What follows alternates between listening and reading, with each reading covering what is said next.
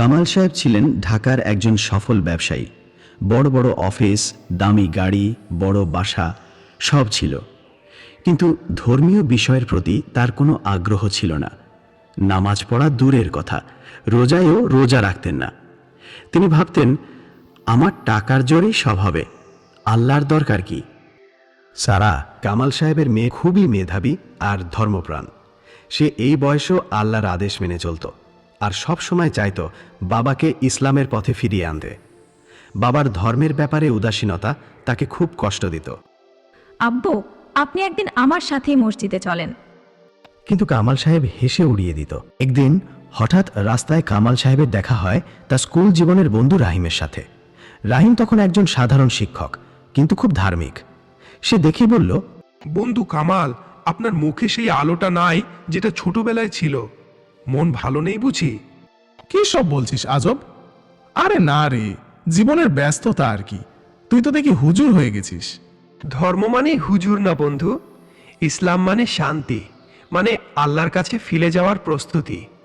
একদিন সব ফুরিয়ে যাবে, তখন কি নিয়ে যাবেন আল্লাহর কাছে? আমার অফিস, টাকা, গাড়ি আছে, আমার চিন্তা করতে হয় না। কিন্তু মৃত্যুর পর এগুলোর কোনোটাই যাবে না।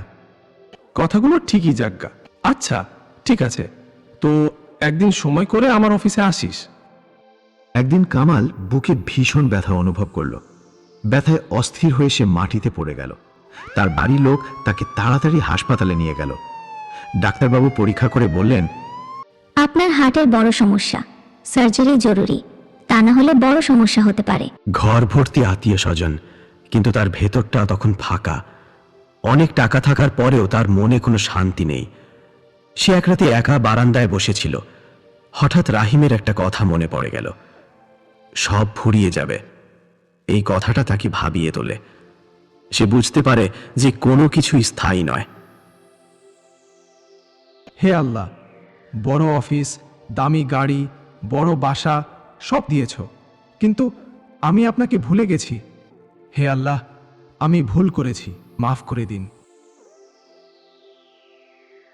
বন্ধু, এখন তোমার শরীরের কি অবস্থা? বন্ধু, আমার অবস্থা ভালো না, আমার জন্য দোয়া করো। বন্ধু, ভেঙে পড়ো না, আল্লাহ তো ক্ষমাশীল। কেবল একবার অন্তর থেকে বলো, আল্লাহ, আমি ফিরে আসতে চাই। হে আল্লাহ, আমি ফিরে আসতে চাই, আমাকে সুযোগ দিন। সারা, আজ আমি তোমার জন্য গর্বিত। আমি এখন বুঝি আসল সফলতা কি। সুস্থ হওয়ার পর কামাল সাহেব তার অনেক সম্পদ গরিবদের দান করেন। নিয়মিত মসজিদে গিয়ে নামাজ পড়া শুরু করেন। এখন তার অফিসে ইসলামিক নীতি মেনে কাজ চলে। কেউ যদি অসৎ কাজ করে তাহলে তার চাকরি চলে যায়। আপনার জীবনের সবচেয়ে বড় অর্জন কি? সবচেয়ে বড় অর্জন আল্লাহর কাছে ফিরে আসা। আমি ফিরে এসেছি, আলহামদুলিল্লাহ। উপরের গল্প থেকে শিখতে পারলাম, 1. আল্লাহ চাইলেই কাউকে হিদায়াত দেন, কিন্তু আগে দরকার অন্তরের খোঁজ। 2. টাকা পয়সা, সম্পদ কিচ্ছু মৃত্যুতে সঙ্গী হবে না। 3. বন্ধু যদি ভালো পথে ডাকে তাকে ফিরিয়ে দিও না। 4. সুযোগ থাকতেই তওবা করতে হবে, মৃত্যু অপেক্ষা করে না।